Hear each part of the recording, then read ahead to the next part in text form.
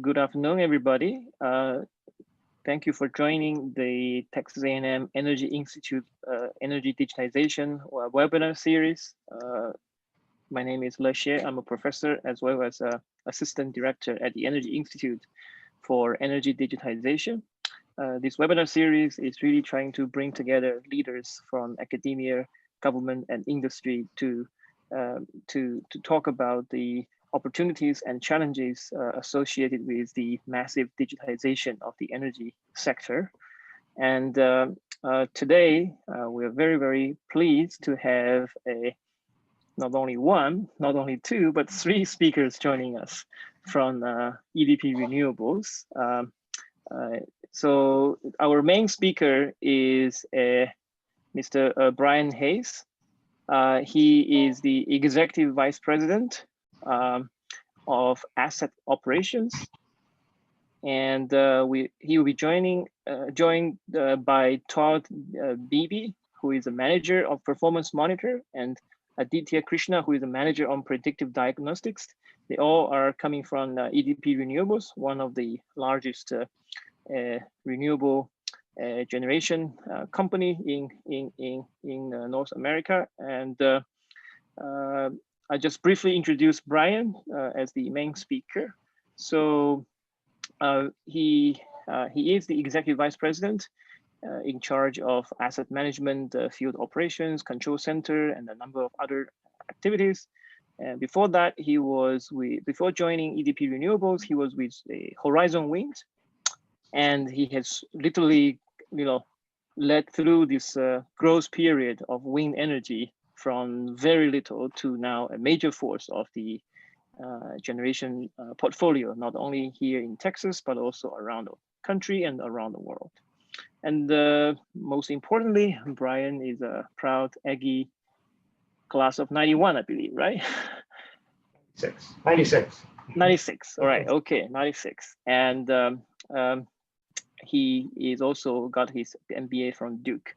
So with that, Brian, the floor is yours.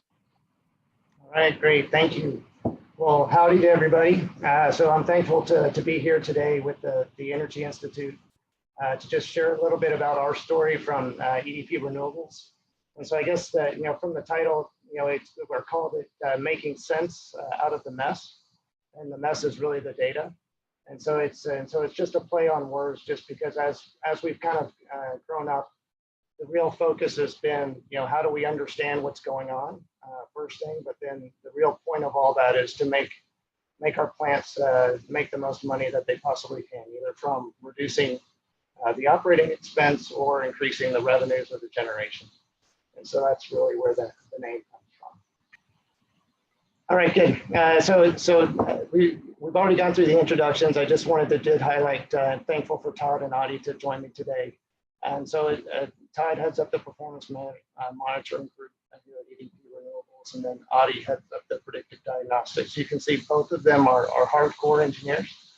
So they both have masters in engineering. So they can, I think you'll really enjoy their presentations as we go through this. So this is the agenda for what we're going to cover. So I think the intent is we'll try to talk about 45 minutes. And then from there, we'll answer any questions that you guys may have or Dr. Dean has or others. But this is I'll start out and go through the overview of EDPR, give you guys a bit of a background on the wind industry itself, just to get you grounded with that. Then I'll talk about, from a high level, our story around how we've handled data and the digital evolution for that and what we're doing. Then from there, I'll turn it over to Adi and Todd to kind of go through some case studies of interesting work that they've done that I think you'll find is good. And then I'll wrap up with the looking ahead of where we're going. So first, from EDPR's perspective, we are a global company. We have about 11.2 gigawatts in our portfolio. 7 of that is in North America, which is our focus. So we're a little bit heavier in North America right now, and that's just because there's been a lot of growth in renewables the last few years here in the US, which has been great. This is just a bit more. And so what does it mean? So we are the 4th largest wind operator in the US. And so what does that mean? We have 53 wind farms and 8 solar parks across the US. and it totals about 7.2 gigawatts of capacity. We are headquartered here in Houston. We have several regional offices across North America. And this just shows where our plants are. So I think it helps to see that it is a remote business. So all of our plants are away from us. And so we're generally in where the windy parts of the country, so up through the middle of the country, or on each of the west or the east coast, just where the power prices are a bit higher. And so that's how it works. You can see some dots down there in South Carolina, and those are solar plants, and there's not any wind in the southeast. So it is becoming a very a good market for solar, as we're seeing. And so this page just kind of gives you a bit more perspective on the renewable market in general. And so first, to start with, the U.S.'s total generation capacity is about 1,100 gigawatts. And so you can see for the last 10 years or so, between wind and solar, we've been putting in the ground about 20 gigawatts per year, 15 to 20 gigawatts per year is kind of where it runs. You can see, and one of the interesting things that you can see is that historically the most economic or the best, the things that have been growing the most has been wind. And so that's where we've been focused. And it's really all been driven by the economics, that the wind has been cheaper as far as an energy source for electricity. Over the last few years, solar has really come down the cost curve quite a bit.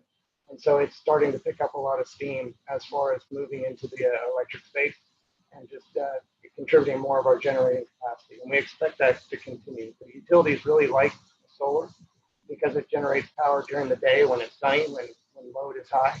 And so it really offsets when we need the power generation. So anyway, so that's where and as our company, we're focused on renewables. So we've been doing wind because it's been the one that's winning. But going forward, we do expect to start to transition more and more to solar as we go. And so why are we so interested in data and digital and all these things? And it really always comes back to the economics. So when you build a wind farm, this is the high level economics for like a 100 megawatt wind farm. You spend all the money up front on day one. And so it's a very high initial capex. And then you take, this chart is showing you 20 years, but the life of a wind farm is 30 years. And so then you're taking all those 30 years to get some return every year to try to pay back that initial capex. So we have to do the best we can to control our costs and to get as much generation every day, every year, in order to try to make sure we recoup that initial capex that we already spent. And so that's the main focus, just because it's a very heavy asset-based operation. And so this is where this shows how the breakup of it is. And so if you just look at the total costs, like capex and opex, so opex is generally about 25% of the total cost that you have as you go through the life of the project. And so you can see that little sliver on the top, the red one is the NPV. And so that's our return that we're trying to capture. And so if we have anything go wrong on the OPEX, or if we don't have the amount of generation that we need, then all of those will either go too big or they'll shrink too much, and we don't have anything left as far as the NPV. And so this is why we're extremely focused on these two areas, and this is really where our digital focus is for our fleet. The next page is just another slide just to show you how the industry has evolved. And so I joined back in 2006, and so we were building 1.8 megawatt machines with an 80-meter rotor. Today, we're putting in the ground 5 megawatt machines with a 145-meter rotor. So that's the diameter. So it's it's larger than a football field as far as how big they are. And so that's so the evolution has just been tremendous over the years, and all of that is doing is just to drive costs down. So they get more efficient, they generate more power, and makes it to where the levelized cost of energy is lower. And so that's been the real focus for wind, is to just get bigger as we go. And as they've gotten bigger, just the amount of sophistication that these machines have has just continued to go up and up, which is again kind of contributes to the digital aspect. Okay, so now that you're grounded in the wind energy space and what we're doing, now I'll just give you a bit of background on where we are as far as how we manage all this data. So first, what is the data that we have? So if you look at Europe and US, we have 350 wind and solar farms around the world. We have 7,800 turbines or solar inverters. To take care of all this equipment, it takes a lot of work orders and notifications and tracking and things like that. So we have about 1 million work orders that we have. We have pricing information, forecasting information, and you know, as these turbines are spinning, they're putting in, we're collecting data every minute, and so we're storing 2 million different values of information every minute that's going into a big, large database. And so as a result, that's really where we are. It's like when you look at energy and look at renewables, it's all about it's big amounts of data that we just continue to collect, and then how do you find the real opportunities within that data. I think the chart down on the bottom right is very interesting. It just compares fossil generation versus wind versus solar. And so you can see wind has about 5,000 more tags, or 5 times more tags than fossil.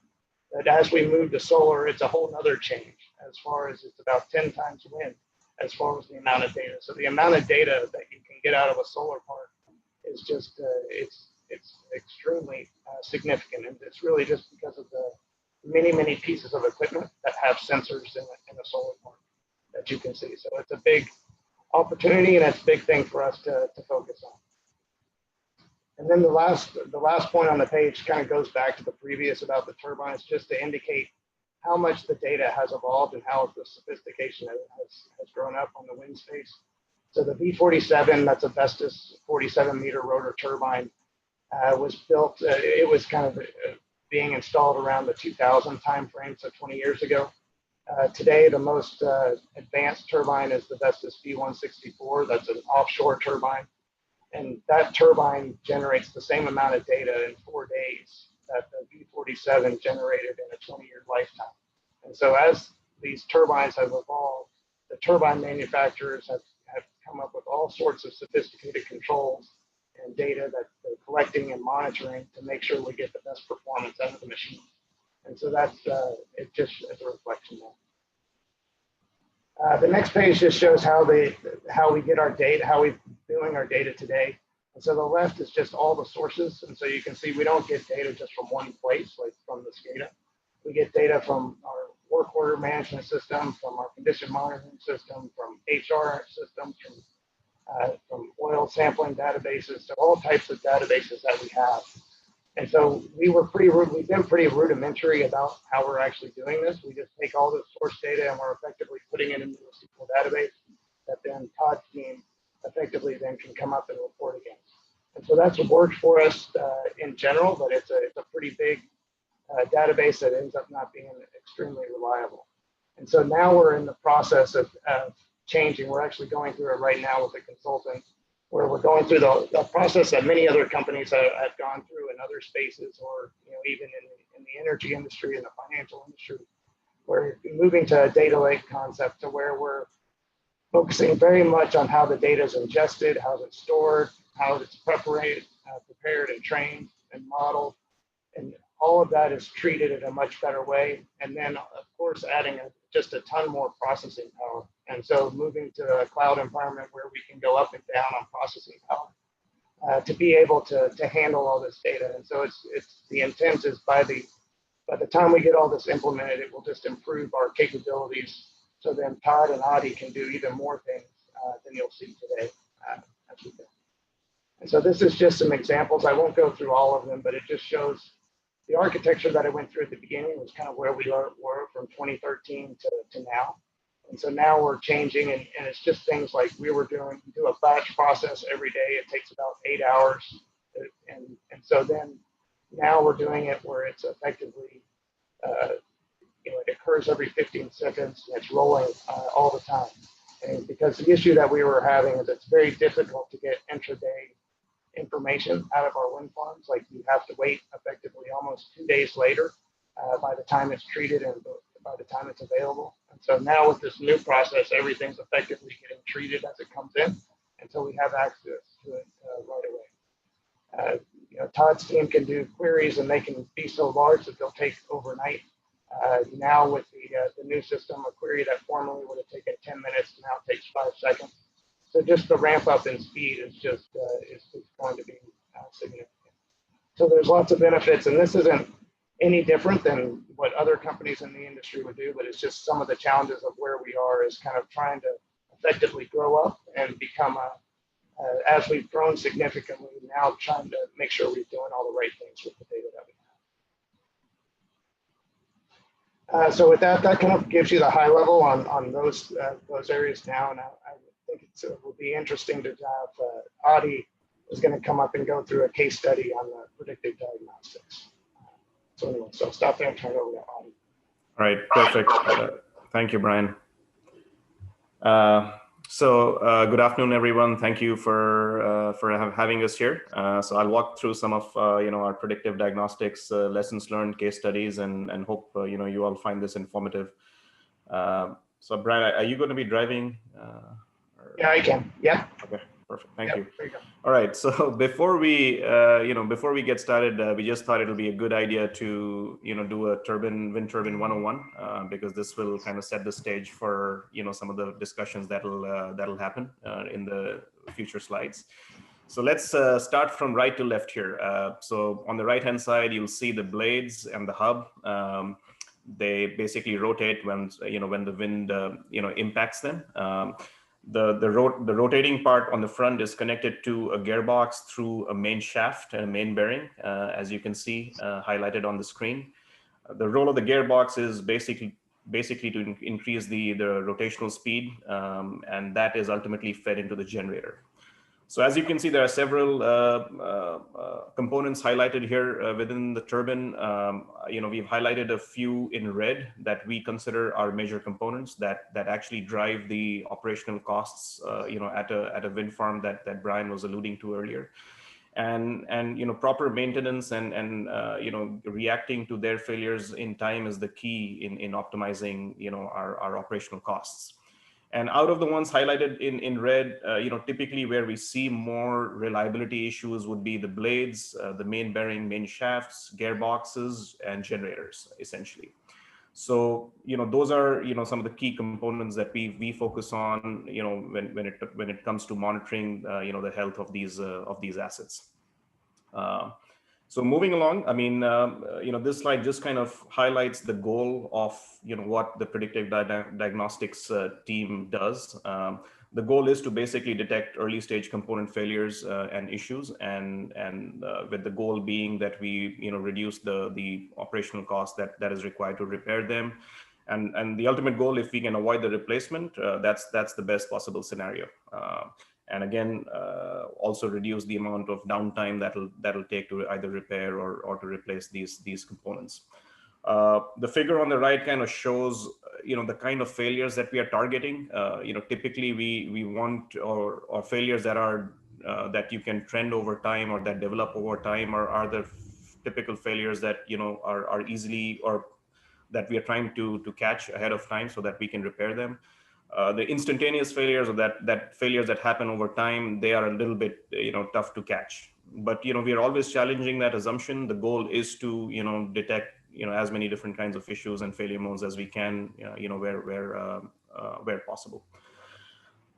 Finally, as Brian mentioned, we have several tools available to do this kind of predictive monitoring, the most common being the wind turbine SCADA data that's available. And some of the examples that I'll talk about in the next couple of slides will focus on that. On top of that, we do have data that comes from additional hardware like vibration equipment, which are typically very reliable in detecting early stage mechanical issues. And finally, lubrication data that's coming from the gearbox oil, hydraulic oil, greases, so on and so forth. So this kind of just gives you a flavor of the kind of data streams that we're looking at when it comes to the components that we're talking about. All right, so I'll walk us through a couple of examples here on a few analytical tools that we have developed to identify failures. What you see on the left here on the screen are some charts that show the main bearing temperature, which, as we alluded to earlier, is one of the major components.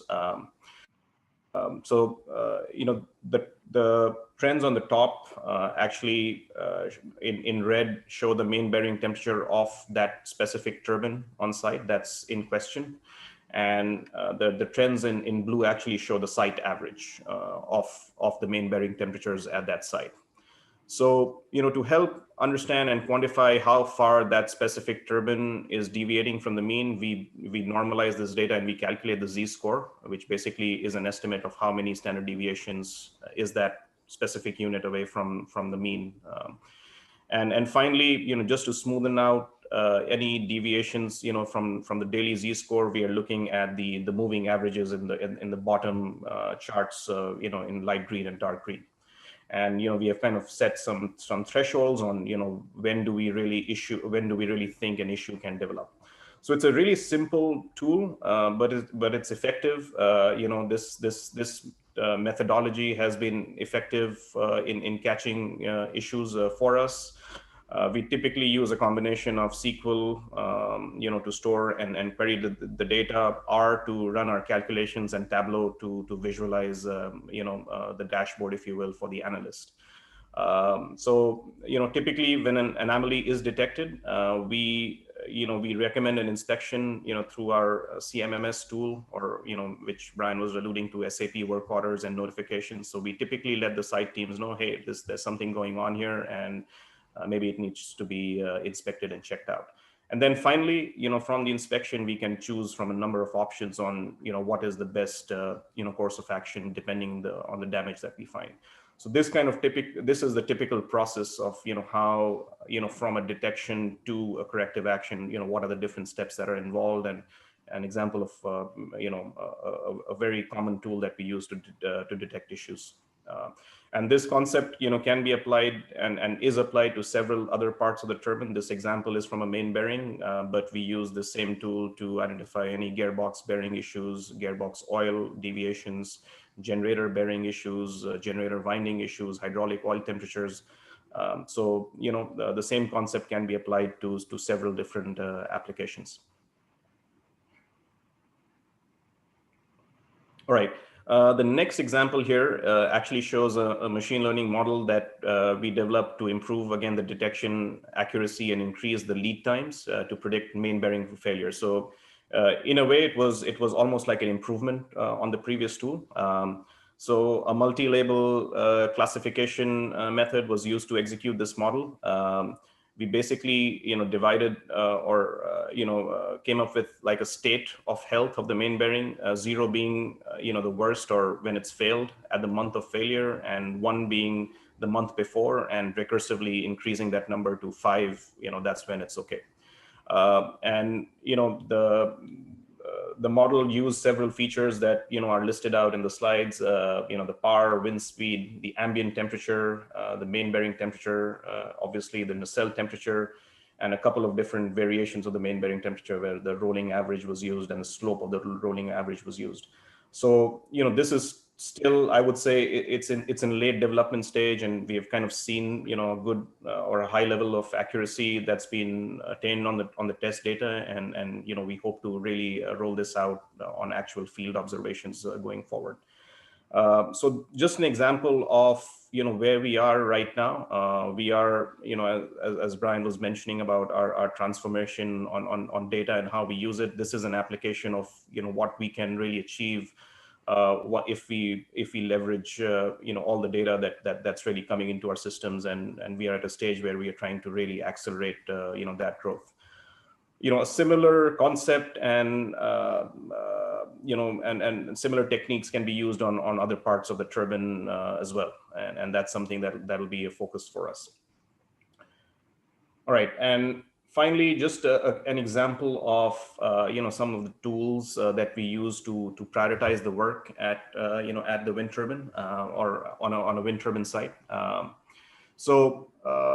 For an operator like ours, with a large operating base, it becomes really critical for us to ensure that the assets that are in need of an inspection or a repair, they are taken care of. We'll probably have a pretty long list of issues.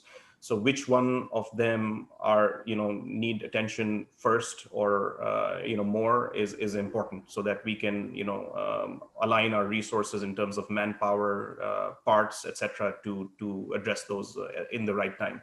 So again, we've kind of come up with a very simple, straightforward tool, at this point to, just look at the, the slope of, the faulting metric, which could be vibration, temperature, it could be any of those things. And, then basically just rank the assets in descending order. And the asset that's showing progression is probably high on our list of, getting an inspection done or repair done, so on and so forth. And something that's stable is, relatively less critical. And again, this is an idea that we want to build on, maybe add some more features to it to improve our decision making. But just to give you an idea of the kind of decisions we need to take, and how are we really approaching these problems and these questions. And finally, to wrap up, just wanted to leave a few continuing themes in terms of predictive diagnostics on what's to come for us. The first one being just expanding the detection capabilities. Right now we are very focused on some of the mechanical larger components, but the turbine has several thousand components. So really expanding our detection base to more components where it makes sense is a core activity for the team, and leveraging the data that we have to do that. I think we are still scratching the surface in terms of what we are using and what we are how much we are detecting. So that's going to be a key area for us going forward. The second item is actually improving internal processes and efficiencies. The team, that we have a team of analysts who, review this data and provide recommendations. And, this point probably gets under highlighted, but just improving our internal, processes and making them more efficient, automating as many processes as we can, from the detection to maybe loading it into our, CMMS systems, so on and so forth. There's a lot that goes on there, and then finally closing the loop and monitoring our activities. So, that's an area that we'll continue to improve and try to use, any advanced techniques, machine learning techniques to automate, some of the work that we do. And finally, what's really needed to even execute the first couple of points that I mentioned, which, we covered earlier in the slides, is again, just data management. Which is going to be the key to unlock, the above two themes. We are having larger, newer turbines, more data. So just setting up the infrastructure to, to match the current state of the machines is the key. And then really it's on, my team and Todd's team to really deliver on the data set that we have. So yeah, I mean, that's all I had, and I hope this was informative for all of you. Great, thanks, Adi. All right, so Todd, you ready? Yeah, I can run through. So I have two case studies here, so I'll try to keep the details on each brief just so we can run through and still have time for questions. But the first one here is related to the analysis we do regarding lightning data and lightning strike damage to our turbines. So as you can kind of see up in the top right, there's some photos of different turbine blades, the tips of the blades after lightning strikes. So you can see either it's split or it's torn off. These would be, I mean, definitely serious damage would over time could possibly propagate further into the blade. So it's important that we find these issues in time, that we can repair them and we can hopefully save a blade, or also make sure that we keep the production up in the turbine. However, it's not as simple as go and look at the turbines that had lightning, as the example in the image here in the bottom left shows. This is one day at one of our sites. This is from a couple years ago, but this is pretty typical in the summertime. A lot of our sites, as Brian showed in the first map, are kind of in the central U.S., right in the area that gets a lot of really strong thunderstorms. And so, yeah, to have 10,000 strikes over the area of a wind farm is not uncommon. And so, obviously it's not realistic for us to tell the site technicians to go and visually inspect, every turbine blade at the site 3 or 4 times a year, when these storms come through. And so what we're trying to do is balance the risk of missing a damage with the cost of having the site technicians go out and find those detections. So Brian, you can jump to the next ones. Yeah. So how do we do this? We partner with a third party company called Vaisala, and they have a system of detectors based around the US that detect pretty much any lightning strike that occurs within the United States. And so we have a contract with them to download strike information in the areas around where we have our sites. And so this information, I have some of the characteristics here that we get from them, so things like what's the location of the strike, the uncertainty area that they have for that, the amplitude, the polarity. And then they've actually started to provide us some new data information just in the past few months, some other kind of characteristics related to how the lightning occurs. Looking into lightning stuff, you quickly realize that it's a very complex physical, phenomenon. And so, we're trying to get as much information as we can out of this, but it's definitely not perfect, right? There's definitely things that are missed by this, or just, the full understanding of how lightning propagates through the turbine, things like that. It's a very complex structure. So we try to do the best with the information that we have here. And then we also have relevant characteristics of the site, right? So, the location of the turbines, if it's a site with a lot of elevation variation, that can impact what's going on here. The design of the lightning protection system in the turbine, different manufacturers are more or less successful at directing the lightning, through the turbine. The manpower at the site, right? Is this a site that has the ability to go out and do a lot of inspections, or are they, really busy with other work? And then I put on here some regional features, and this is kind of interesting. Actually, this morning I got an email from one of our sites commenting that they've been receiving a lot of notifications for inspection for one turbine in particular at the site, and there's actually a television tower not too far from where that turbine is. So they were asking, can we, take that into account when we issue the alerts to them, because the lightning that's landing, near the turbine is actually most likely detections that are hitting the TV tower that's significantly taller, that's within the same area as the turbine. So I just thought it was interesting timing, given that we're talking about this right now. So the way that we handle this today is really that we've come up with a strike score. It's just an algorithm that we've developed. I wouldn't say it's anything particularly complex at this point, but it's really looking at the distance that the strike is from the turbine, how it relates to the uncertainty area of the detection, and then the amplitude of the strike, right? And so I kind of have those marked in the green boxes here. Those are the elements that we're using. And so then what we do is we basically have a threshold based on the score, and anything that reaches above that score will notify the site, requesting a technician go out and inspect the blades. So I just have a graphic here in the bottom right that just shows, this is for one of our sites, just shows a little bit of kind of the cost benefit that we're doing here, right? So you can see on the bottom, it's the strike score. And then the blue line is, how many damages would we have caught? So if you notice immediately a strike score of 0, that would be every lightning strike that possibly hit the site, we would catch 100% of the damages, right? And then as it goes up, we're catching less of the damages, but we're also in the bars, you can see the number of inspections that we're requesting to the site. So we're also requesting a significant number, significantly less inspections, so less time at the site. And then the orange is the hit rate, basically. How often when they go to do an inspection do they find something wrong? So this is kind of a this is only for one of our sites. We really would like to do this for our entire fleet and get like a bit of a deeper understanding of where to draw the line.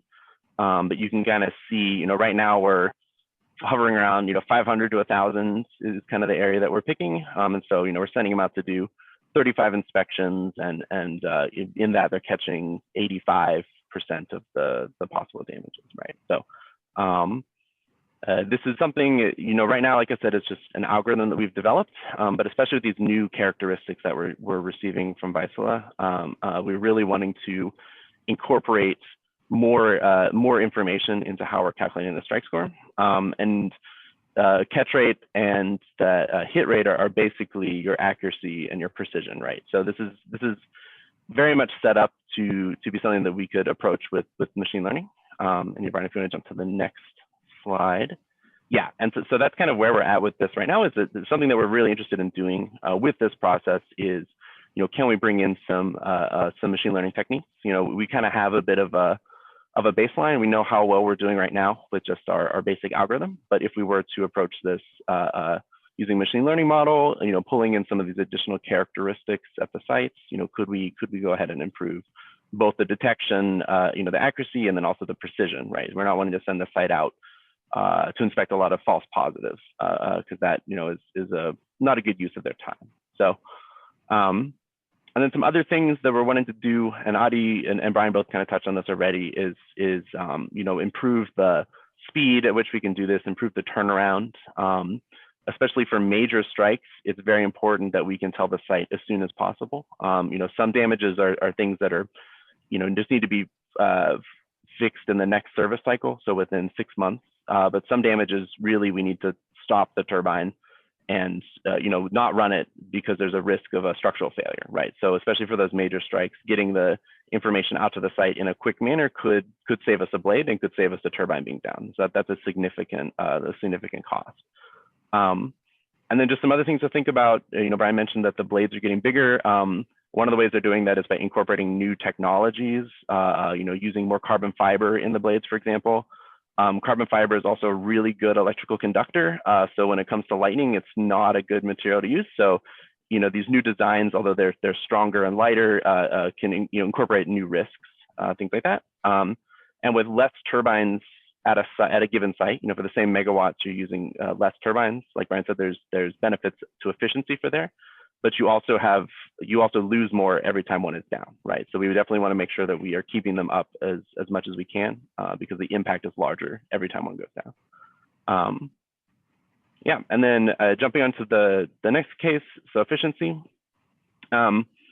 Like we mentioned at the beginning, really there's two areas that we can impact as far as on the operating side after the CapEx is spent. You can either reduce the OpEx, so reduce the costs that we have at the sites, or we can increase our revenue, right? So what Adi and I have been talking about so far with PD, vibration and temperature sensing and lightning is really focused on how do we reduce the costs, finding issues before they occur. But another area that we can investigate is efficiency. How do we improve the efficiency of the turbine? So Brian, if you want to jump to the next slide. Yeah. So one thing that our team does is we focus on maximizing the productivity, right? And so the graphic that you're seeing on the left-hand side here, this is what's called a power curve. It's basically a plot of the wind speed versus the power for each turbine. And so each turbine has a power curve that's typically defined by the manufacturer. And it'll follow what is shown here is the status okay, the blue line. That's pretty typical, right? So at a certain wind speed, the turbine will begin rotating. The power will increase as the wind speed increases, and then you'll hit what's called rated power. And so in this case, it's a 2.5 megawatt turbine, 2,500 kilowatts.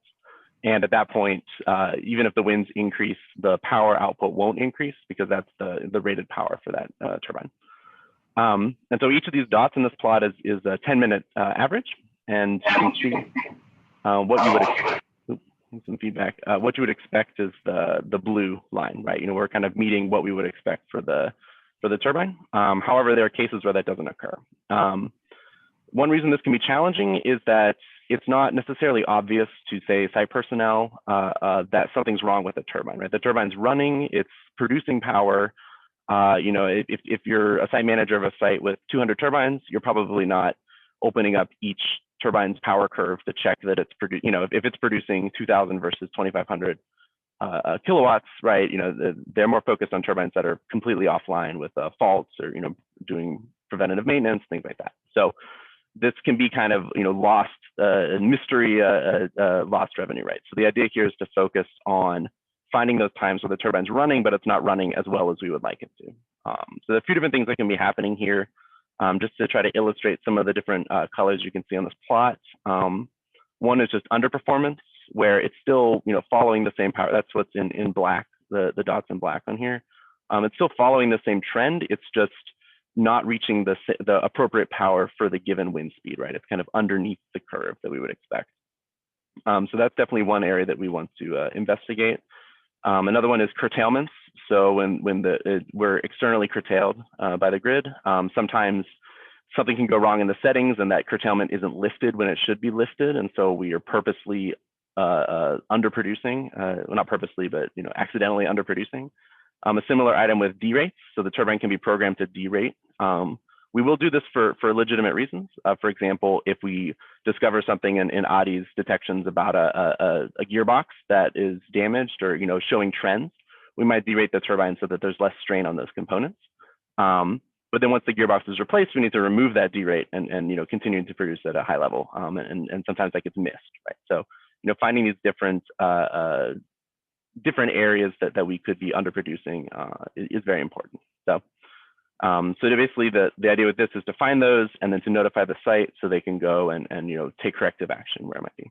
And I won't get into the details, but in the bottom right, you can see some of the various reasons that we might, I mentioned some of them, but we have some other reasons that we might be reaching or losing efficiency values. So how do we do this right now? The short answer is using kind of some specialized analysis that our team has developed. In the top right, you can see a similar power curve, but here we've defined some parameters, some zones. So in this case, zone 0 would be along the main path of the power curve, and so that would be kind of expected behavior. And then we've defined some bands that are away from that line that would be kind of where we go from being within that expected behavior to an outlier, right? And then depending on if you're either above or below the expected area, it would indicate maybe a sensor issue versus an underperformance issue where we're actually losing production. So what we have right now is we have a process where we do this weekly. We use these 10-minute data points, 10-minute average data points. We clean it, so we try to remove any periods where the turbine was down for fault or if it was a known curtailment event or something like that. And this is all performed in SQL. And then we use a Tableau dashboard where we have the results of this, and we have analysts that are taking a look at the turbines that have high levels of these points outside of the expected zone and trying to investigate the issue there. So, and you can see on the bottom left an example of that, where in this case it's a derated turbine, right? So you can see that the blue dots are kind of coming at a lower level than we would expect for this particular turbine. So this would be an instance where we would notify the site and they can go investigate and try to repair a component if that's the issue. One thing I mentioned here, this is the wind speed versus power, but you can also do this with pitch versus power, RPM versus power, a couple other ways to visualize this.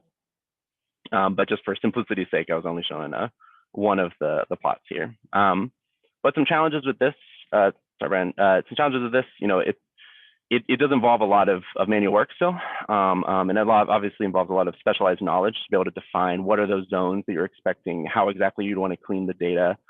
And so it can be difficult to scale, right? And, Brian was mentioning how much growth we're having right now in the company. And so, scaling this up and being able also to do it more frequently, right? Maybe we don't need to wait a full week to find out that there's an issue. Maybe we can do this as the data points come in. That's the area that we're really interested in kind of moving forward. So if you want to jump, Brian, to the next slide here. So what are some ways we can do that? One way we can look into that is using some machine learning techniques. So EDP, our parent company, had an ongoing project called EDPX, and that's basically a digitalization initiative, both at the renewable side, but also the traditional generation side at EDP. And so we did a pilot project with that group. Basically, the request that we had was, hey, we want to use a machine learning method to find these outliers so we can flag them and have that be an automatic process that needs a little less initial setup on the side of the analyst. And so we were able to do this as a pilot with a third-party contractor using an unsupervised learning technique. And just the 10-minute information from the turbines. And so we basically completed that pilot project just using static. We provided them some CSV files with the data, and they built us a Python script using Databricks. And so it's successful. We have some questions and some thoughts about the methodology that they used, and some things that we want to kind of get into a little bit more as we take ownership of this pilot and build it out in our team. So kind of the next steps that we have are to understand what they did in a little bit more detail, and then to use it with this new data structure that Brian was mentioning, right? So, using this information in a data lake in the cloud, having streaming data, we can set up this process to essentially, run on the data as it comes in, right? So as we get these 10-minute values, we can run and flag them at that point, as opposed to needing to wait, to do this as a weekly process or something like that. So hopefully this, would make it more streamlined, make it easier to scale, and then make it so that we can turn the notifications around to the site, in a faster method. So definitely something really interesting that's coming for us. And I'm really excited to see how all that goes. So, yeah. All right, thanks, Tom. All right. Okay, so the last bit we'll do here, and then open up for any questions, is just looking ahead. And so Todd and Adi have covered a bit of it as we've kind of gone through, but there's kind of three themes that we think of as we're looking forward, just from a data and digitalization aspect. And the first is really data to action. So from the discussions, like all of this that we're trying to do is how do we actually make it where all of the things that are being found here in Houston are effectively actions that can be taken in the field, and making that as streamlined as possible, because we have failed many times where we find something in Houston, but then it's not communicated properly to the field. And so then nothing happens, or we miss something, or we're too late. And so I think that's something that we're really working to improve. And I think one of the main things, the first one is like less reporting and more just direct alerts or notifications that automatically show up in our maintenance management system, so technicians know what to do when they come into the office. The other is like we have all this information that we're collecting about the forecast, what the winds are going to be, what the workload is, what technicians are going to be on site the next day. So we have all the information is there that we could start to automatically generated work plans that would just automatically say, these are the things that you should go take care of based on all the conditions that are going on. So that's something that we're really looking to make it again to where we can take all this data and it directly describes the action that we should take. We've also been moving a lot towards focusing on people activities. Like as we started out, we're a very asset-based company, so we focus on the equipment. But right now we're maintaining a lot of this equipment ourselves. And so now we have all the people aspects along with that. And so it's looking at our people and how are they actually doing the work, how proficient are they, and then linking that to people development and how they're improving. And so that's one of the things that we're really focused on quite a bit right now, is how do you actually combine the work on the asset with the work that the people are doing, just to get the best out of that. The next bucket of areas of opportunity we see is just simplification of user tools. Because of digitalization and how it's kind of grown up, there's a lot of different tools that are available, and it gets the issue that we're having is that more tools are getting created and it becomes extremely confusing, especially for the folks that are out in the field or they don't use it every day. It gets confusing on where they need to go to figure something out. And so one of the things that we've been really focused on is whenever we're creating a tool, it needs to be thought of from the end, thought about from the technician point of view of where the action is going to happen. And how do you get all of it aggregated so then it's one place for that person to be able to see everything at once and to have all the perspective as they go through it. And so that's something that we're looking at now. The last bullet point there on the simplification is just using natural language processing. So this is where, like from the maintenance side, like our technicians, they're putting a lot of data into databases about the condition of the turbines, about the work that they did. And one of the real issues that we have with mining that data is people make mistakes. They don't use the same words. They spell things incorrectly. And so it makes it very difficult to identify trends and things like that. Right now, we're actually working with a company that has natural language processing software that goes through and effectively corrects all that wording and those typing just to make the data quality much, much better. So then we can use it to identify the trends, make better models, make better decisions as we go forward, to be able to take that information that the technicians have and that they've written in there and use it in ways that we've never been able to use before. So that's something that's really exciting for us. And then the last piece, which Todd has already hit on and Adi's hit on, is the scale up. Is that just that we have so many things coming at us, from moving to solar, which is going to have many more data tags, just to the advancements in the turbines, and just the growth of the industry itself. It would take an army of people to be able to manage through all this data if we don't find a way to scale in an effective way through machine learning and taking advantage of all the tools that we can to make it to where there's a lot more work that's happening automatically. And so that's one of the things that we're very focused on and working through, and hoping that this architecture that we're moving to can really help in that. The other piece is then, as we can get more processing power and more things together, it's looking at performance holistically. Like you can even tell from the examples that Todd and Adi went through, a lot of it is again very much around the equipment itself. But what we found is generally, like, equipment, it many times fails for many different reasons. And so the more we can aggregate data, like the work order information, the technicians that were working on it, the weather conditions, the forecast, the more we can look at these things much more holistically, we feel that we can find a lot more opportunities. So it's something that we're really focused on, is how we bring all the different data sources together, and then how we build tools around that to then identify and improve even the cases that we have already gone through today. So with that, that's really what we wanted to talk about today. So hopefully it was useful. Hopefully it kind of just, if anything, gave you some examples that even though it may not be your industry, maybe it applies to you in some way, or maybe you have some feedback for us, or things that you could tell us that would help us to get along the path a bit faster than what we're already doing.